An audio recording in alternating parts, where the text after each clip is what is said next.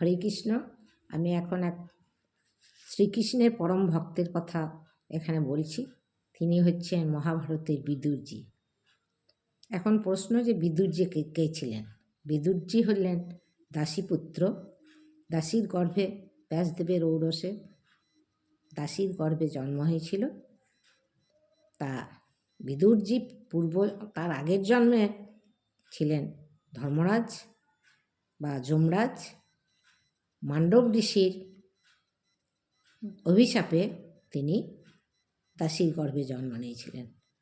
দাসীর গর্ভে জন্ম নিয়েছিলেন ঠিকই, কিন্তু তিনি ছিলেন প্রচণ্ড বুদ্ধিমান, বিচক্ষণ, রাজনীতিজ্ঞ, মানে ধর্ম অবলম্বী, মানে ধর্মে বিশ্বাসী, শ্রীকৃষ্ণের প্রতি গভীর শ্রদ্ধা ভক্তি সব কিছু তার বর্তমান ছিল। তা সত্ত্বেও তিনি অধর্মের পক্ষে ছিলেন। মানে দুর্যোধনের পক্ষে কেন ছিলেন?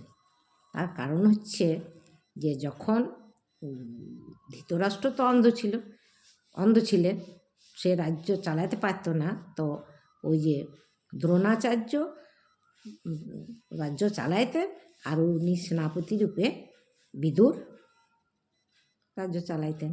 সেই জন্যেই ওই পক্ষ ওই কারণেই নিতে হয়েছিল। কিন্তু তিনি পাণ্ডবদেরও সফট কর্নার ছিলেন। মানে পাণ্ডবদের প্রতি একটা, মানে কি বলবো, নরম ভাব ছিল।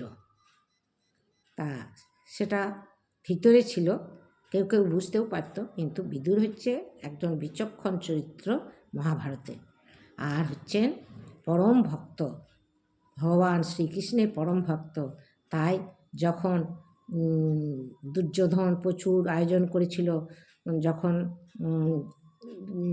আসছেন ওনাকে বলতে যে এর যুদ্ধ বন্ধ করো, তখন অনেক আয়োজন করেছিল রাজভোগের, কিন্তু ভগবান রাজভোগ না খেয়ে বিদুরের ঘরে খুদ খেয়েছিলেন, শাক দিয়ে খুদ ভাত খেয়েছিলেন।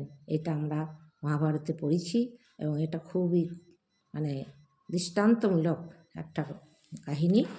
আমি এখন এখানেই শেষ করছি, আমি পরপর এখন বলে যাব, শুনুন।